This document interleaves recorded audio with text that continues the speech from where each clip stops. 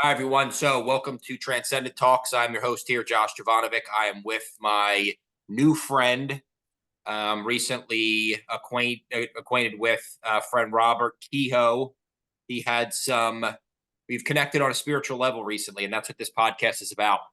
Um, Being able to transcend your past life problems, your past life traumas that you've had, be able to expand your consciousness, serve others, help others, learn from your mistakes in the past rather than letting them run you. And Robert he was able to share his story with me previous to this episode, and I thought he'd be a great guest, not only because it's a lesson that he'll be able to teach, hoping at least one of you, probably more than that, but this takes a different turn than our last guest. Our last guest was Anna Maria. She was, a Reiki healer, a specialist when it comes to speaking with, animals and spirit guides. Um, Robert is he's a spiritual life coach. Am I right with that, Robert? I've done some spiritual coaching, yeah, but it's basically transformational, trauma informed work. All right. Yeah. So what I'm going to do here is I'm going to let Robert kind of go through his background a little, what's been going on with him. It's something where take note. He's an elder statesman here. He's got a lot of knowledge and he's been through some stuff, some real shit in his life. I don't mean like little stuff. I mean some real shit. So myself, Robert, others that you hear on this podcast, it's something where we don't judge ourselves anymore, or I mean, I never really have, but I don't know about you, Robert, but we don't judge ourselves for things we've done in the past. We understand, we've learned from them, we've grown from them. Robert's going to be an example here of what you can do with your life when you've been through some of the deepest parts of shit. So I'm going to let Robert kind of take it from there, introduce himself, and we'll go from there. So Robert, tell us a little bit about yourself and your journey. Josh, thank you so much for the lead in and the introduction. My name is Robert Kehoe. I'm a senior citizen who's in the middle of a reinvention of life. I was born in Brooklyn, New York, and I was born into a very dysfunctional and, let's say, boundaryless family.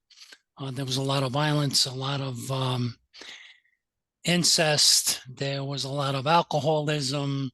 There was basically no respect for anybody, for anything. It was you grab what you want and you do what you want. And being a somewhat aware child, I learned my lessons very well, and I adopted a lot of those behaviors and attitudes, and I became a victim of intergenerational trauma. I was involved in a family that my mom had divorced my natural father, and she ran away with my father's uncle. And then about 16 years later, I was incested by, and along with, I don't even know how to say it at this point. But the thing is that I was involved in an intimate relationship with my uncle's wife. And there was a lot of situations that came along with that were very traumatic. And it was at that point in time that I started to develop a drug problem. I was doing a lot of psychedelics. I was living a shame-based existence, and I didn't know how to deal with who I was. So taking psychedelics was something that allowed me to escape and to find an alternate reality. Yeah, Little by little, yeah, little by I little, totally get that. that destroyed me. So, Did the um, psychedelics, do you feel, because I know for a fact that's where my spiritual awakening came from. Microdosing on mushrooms for a long time, there's something in your brain called neuroplasticity. And what that is it's when your brain has neurons in it and they're connectors. And a lot of the times what'll happen in your life is you get either trauma connectors, or you get family issue connectors, or you get eating disorder connect, whatever the connections are, they continue to run the same path over and over.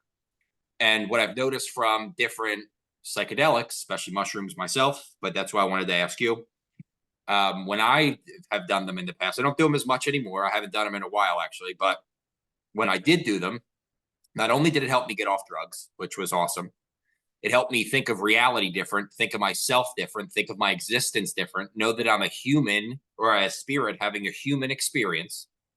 But I felt that what it did was it expanded my consciousness to a point of not feeling that shame, not feeling, any guilt for something or regret for things. What I actually started feeling more of was empathy for people, love for people, a service that you can provide for others to show, hey, no matter how dark shit gets for you, because Robert, you're the same as me. Like we've got like yours, you can't compare stories. You've gone through yours, I've gone through mine. They're both equally shitty. So when you go through them though, and you grow out of them and you start to become like myself, like you, and you transform your life, I felt in my path that psychedelics were the way to open up my mind to seeing the connection that we all are, to helping others get out of their situation, get out of their suffering, because that's what this is. A lot of the problems with today's societies are we are stuck in thought patterns. Your thoughts are not you. And when you get stuck in the negative thought patterns, the trauma thought patterns, the I hate my life thought patterns, you can't get out of them. And they are so damaging to so many people because you don't realize it, but you are damaging others because you're bringing that negative energy forward. You're Mhm. bringing those negative Mhm. patterns to other people. And again, I want to hear your opinion on it. But when I did the self psychedelics, it opened up my mind to knowing our existence is different, but also knowing, hey, don't feel so negative about things. There's so much more to reality than this negativity loop that you got yourself in. I just wanted to hear what your thoughts are on the psychedelics and what they did for you. Well, at that point in time, I was only like 18, 19 years old. I'm approaching 70 years of age now. I've had different relationships with psychedelics and mushrooms and uh,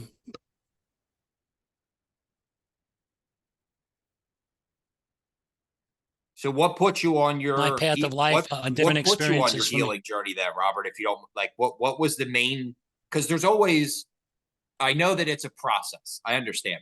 So if it wasn't psychedelics then, because that's what it was for me and a couple other things, but that was the main projector of, hey, let's go ahead and start this. What was your healing journey? What was the mainstay of how Robert Kehoe said, I need to change something.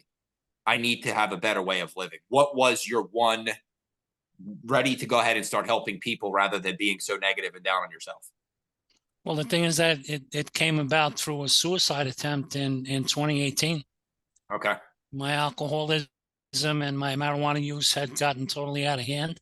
And I had actually had a problem with alcohol abuse since 1986. And I was in multiple rehabs. I had multiple nervous breakdowns. I've been suffering from mental health issues, self-loathing, and suicidal ideation from a very, very young age. So, due to personal circumstances, I was at my wit's end in September of 2018, and I had a suicide attempt. And after I had woken up in the hospital and had spoken to my care team, I realized that it was time for me to go into alcohol and drug abuse treatment. And at that point in time, I was introduced to the concept of the inner child because it Yeah. was actually the inner child that was the most wounded, I guess, facet of my being. Yeah. So I was able to embrace those things. And it was actually at that time that I started to really understand what spirituality meant to me. So Please do it me a was favor this, with that. Do me a favor with that because that is so important for people to know. I know what my healing of my inner child was, and I know what my dark night of the soul was.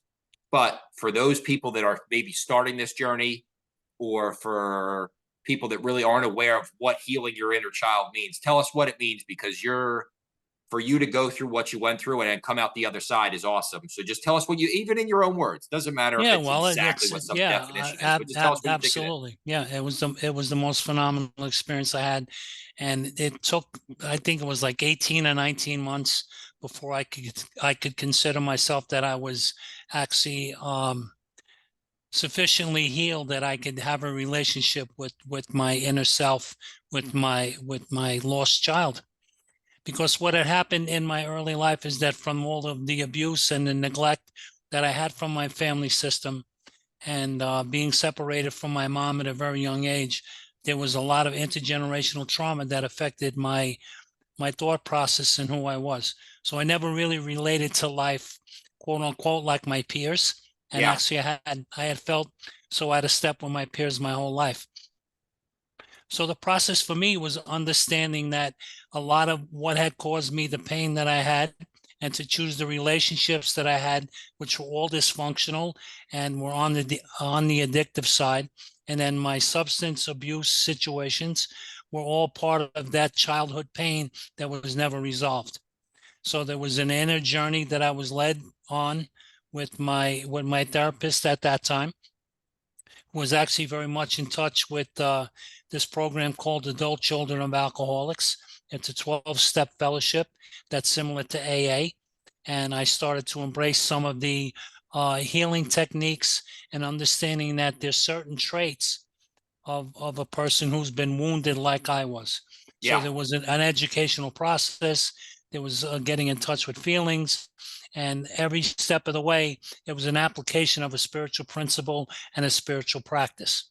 Yeah. That's a great way to describe it. And I'll say, totally on board with that. I never went through any like AA myself or anything because I just happened to be on a path that I did a lot of the things. Some of the steps are good, some of them are bullshit, in my opinion. Like when you tell yourself you're an addict every day, like I go to meetings sometimes just to speak to people so they can hear the better side of things. Because every time I go to these meetings, it's not for me. I'm not an addict not anymore. And when I go to these meetings, all I ever hear people saying is, "Hi, I'm so and so. I'm an addict," or "Hi, I'm so and so. I'm an alcoholic." But when you say that, you're just living in the past. You're living with that trauma. You're staying with it, and you're projecting to the universe every time you say that. You are projecting the same thought from your subconscious. I am this. I am this. I am this. And you are not getting out of that loop. And I try not to, I'm not going to harp on anyone for it. I'm not going to tell them they're not supposed to do it because it's not my life. But I try and tell people when I'm in these meetings that I go to speak at sometimes, stop saying that. Stop saying you're powerless over things. That is not true. You are letting something hold power over you. I understand there's a process you need to go through. I get that.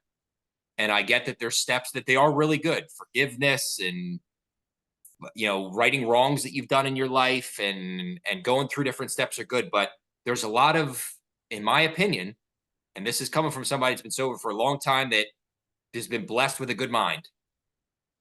There is a lot of negativity that comes with that program. And when you get stuck in the negativity loop and you hear other people having that negativity loop, you're like putting one foot in the door of healing, but then you're putting one foot in the door of staying the same person you were. I think if you'd allow me, I need to jump in here because I had hit the ceiling in AA in reference to my drinking. So the thing is that the drinking is only a symptom of the other stuff that's really going on in a person's life.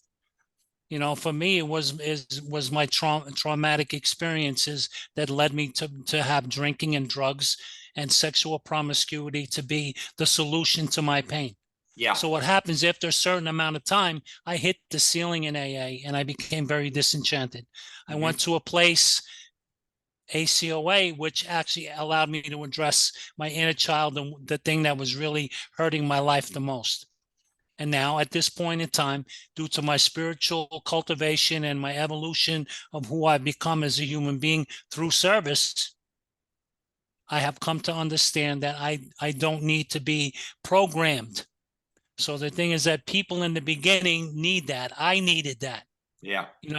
Between 1986 and 1992, I was in four rehabs, and I can't count the amount of meetings. But I also had 3 mental health breakdowns during my clean time periods. Yeah.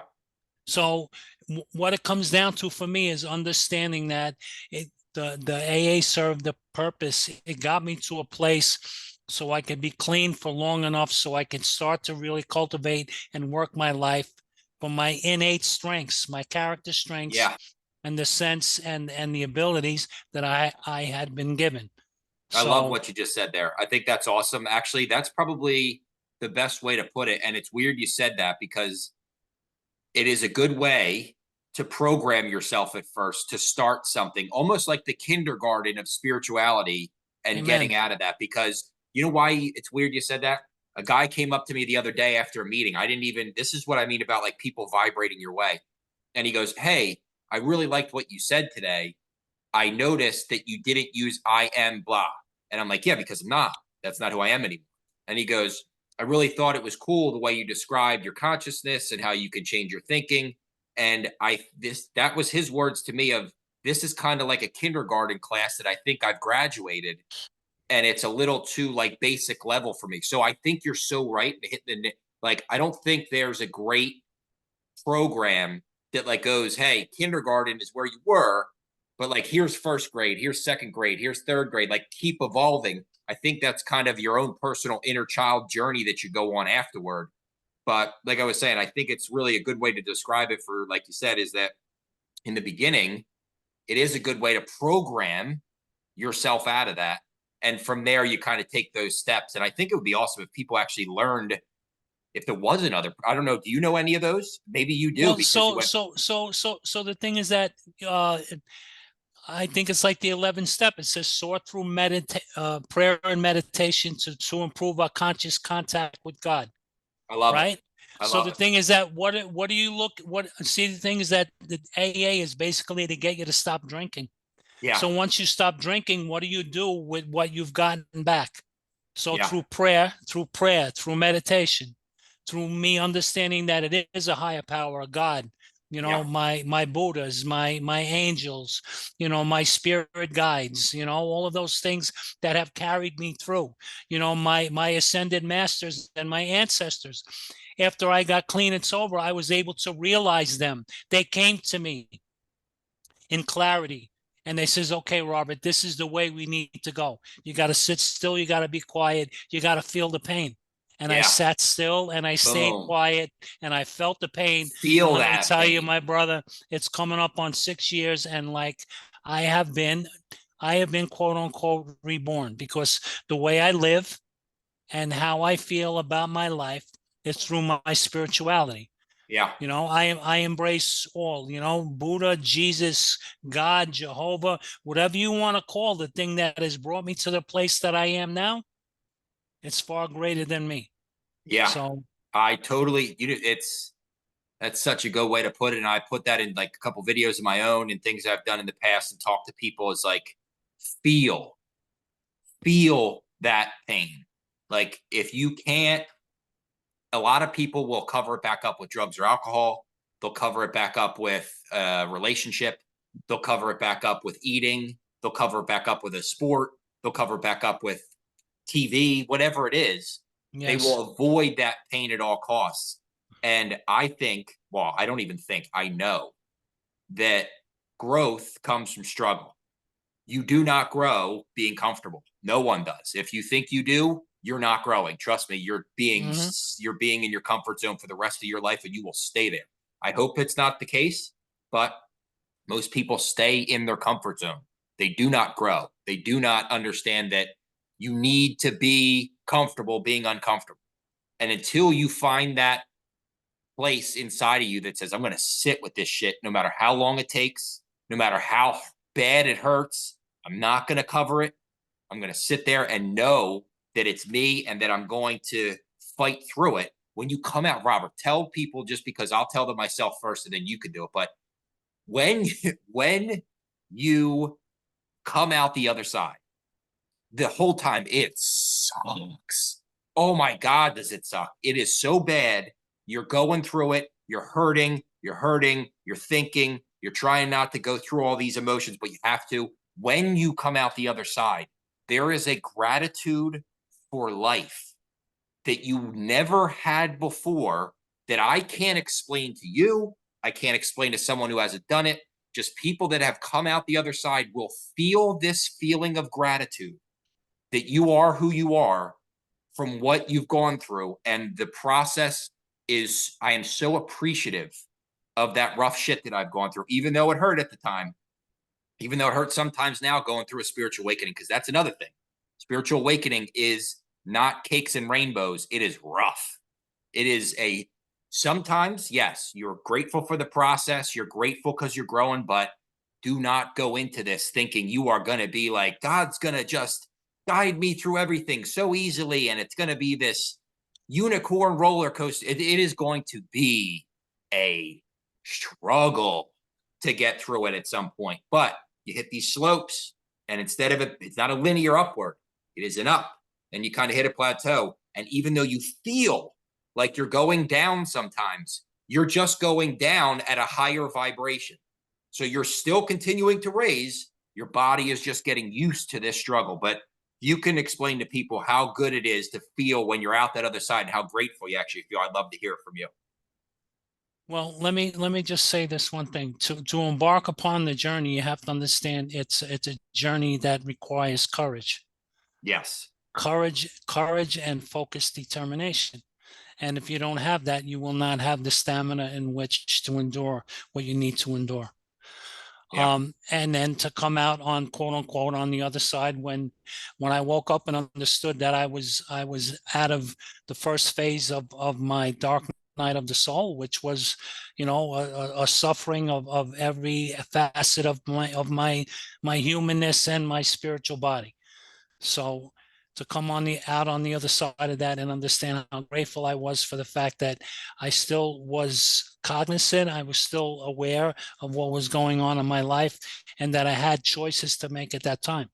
But what I would also like to add, on one level, there's a relief, but the thing is that for me, the work will never be done.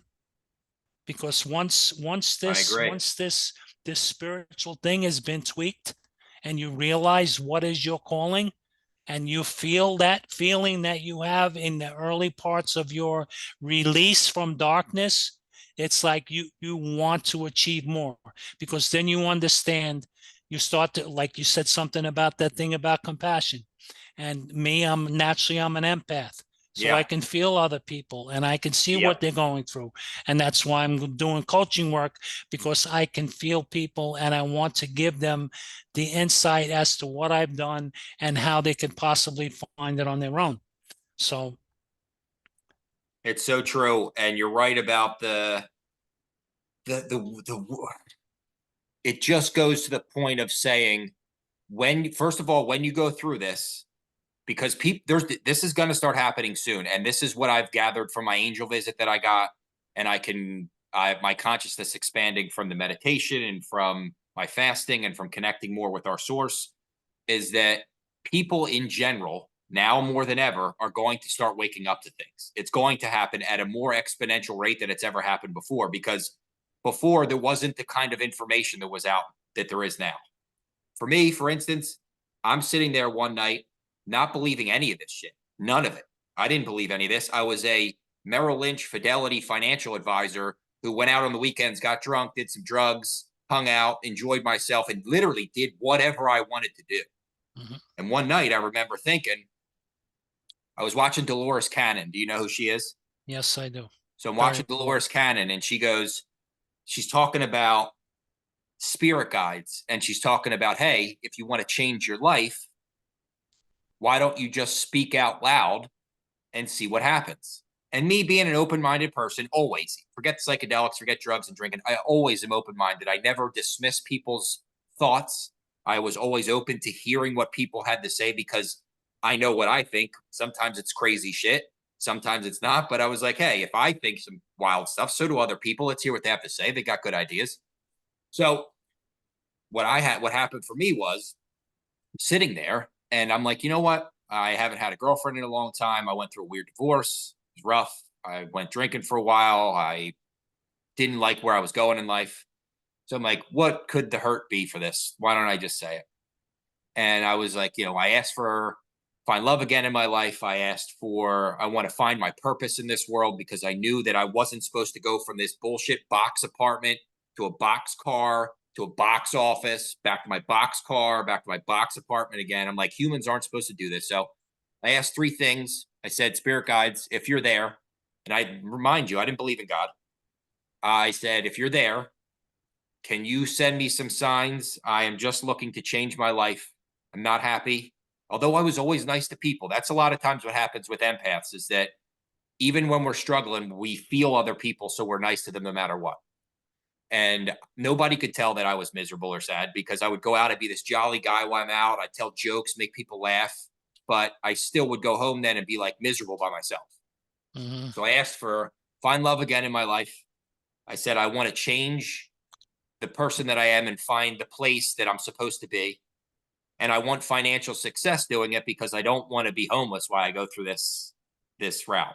Those were my three requests. And it was more prayer than anything, but I'd never even thought it was anything. Come to happen that about 4 or 5, I had some weird things go on in dreams and after that, and I didn't really know what was going on. 5 months later, I get in a bad car accident, walk away without a scratch. And that night, I had this weird pulling on my soul. The weirdest thing I could ever explain to you was sucked my soul out of my body. Like I could feel it leave my consciousness, was just staring at my body. It was so weird.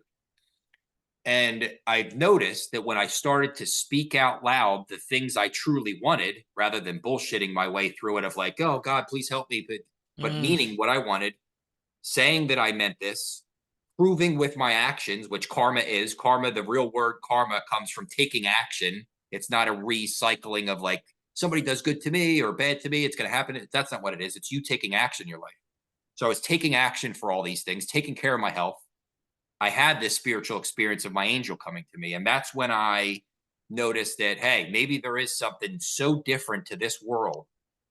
And I would love to hear just what your experience was of like, I know you said you had your spirit guides or your angels come to you. Mine physically came to me as balls of energy.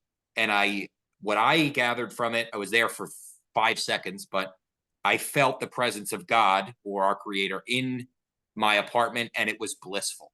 I know that if I was there any longer, I wouldn't have wanted to ever come back to Earth. I would have stayed or I would have killed myself or something because you feel this extreme love, this unconditional love that you can't explain to anyone unless they felt it. So I just wanted to hear what your thoughts are on what happened to you with your awakened, process and what did you see with your guides? Because mine were physical light beings that came. mine came in the way of soft, quiet voices and messages, that there was still work to do, and that I needed to stay focused on the path, and that I needed to stay in touch with the fact that my mental health still was an issue, and I needed to be diligent and be careful as to how I handle myself, because you know to be coming to this new level of awareness after having this kind of history in this lifetime, it still was a very fine line to walk. But I basically was prompted, and I was given messaging that like just spoke from my heart, that I knew what I needed to do, and it came out to me in the form of, you need to serve others. You have to find a way to Yeah. be of service to others. It's like what you're doing right now, having this podcast and inviting somebody like me who has some sort of an experience that's relatable. I'm doing what I'm doing. And, you mentioned the fact that people are waking up these days. The ascension energy is happening. And like, we're in what they're calling now this 5D reality. Yeah. So we're moving from a carbon-based system into a crystalline-based system. It's The awesome, huh? planet, the planets are moving, and the thing is that the Earth is shifting, Yeah. and that's why we're experiencing weather the way it's happening, and volcanoes and earthquakes and tsunamis and all these things. And what's a big contributor to that is the human consciousness, because Yes. the energy that we have in our minds, believe it or not, people do not understand the power that they have. Yes. I totally agree. We are such powerful beings Yeah. that you create reality that you want, number one. Number two, you are the same although you are not the creator of the universe, I am not, you are not, we are still one with the creator of the universe. So we are creators, but there is a creator of us. So Right. when you think about it, we are still one with that knowledge base, with that consciousness, that when you start to tap into things and you start to notice your call it spirit, whatever you want, chose a couple different options that it could go down in this lifetime because it needed to learn things for growth. And you signed a contract before you came here, Robert. There's no doubt that Yeah. this is not something me and you didn't run into each other randomly. We agreed to do Sacred, this. sacred contracts. Absolutely. Yes, we Yes. agreed to do this because we knew that there's something for the both of us that this would help with. One, it gives us both a little bit of an oomph to keep going because it's Yes. not easy.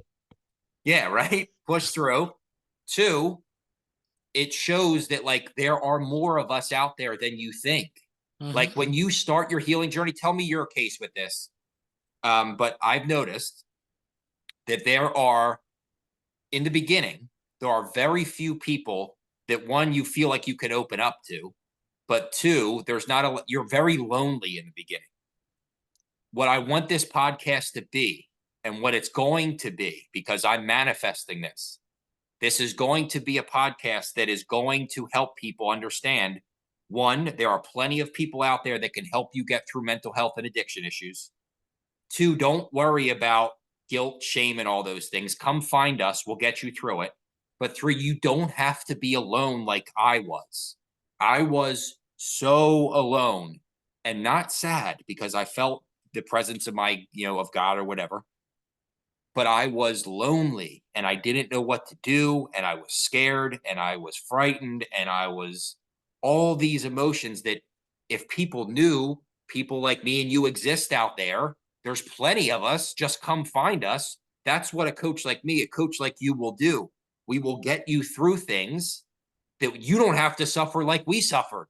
That's part of yes, you're going to go through some suffering. It's part of your growth. But we can make that easier on you. Robert can make that easier.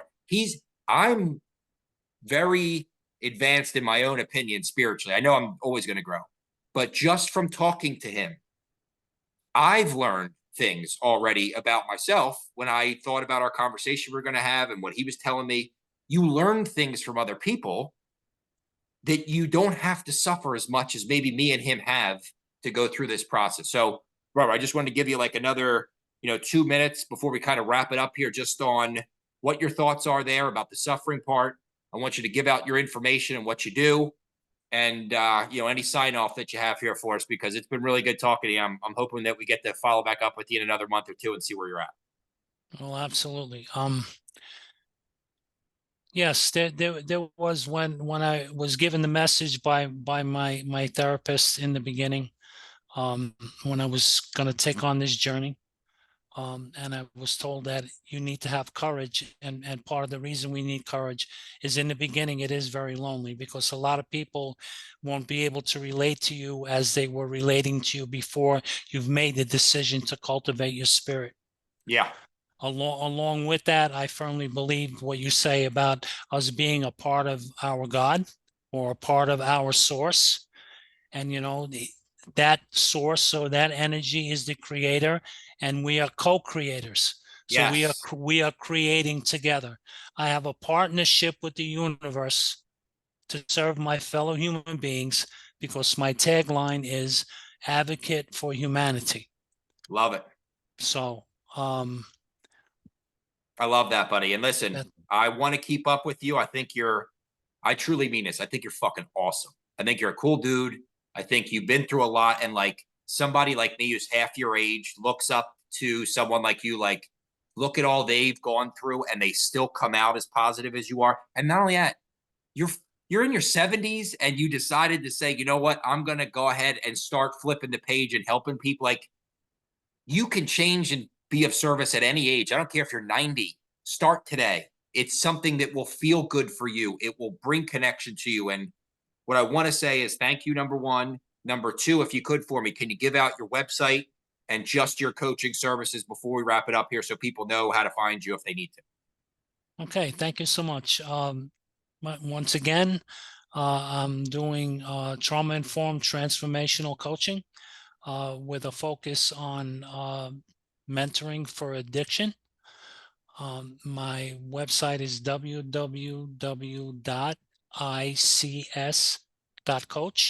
It stands for Innovative Coaching Strategies.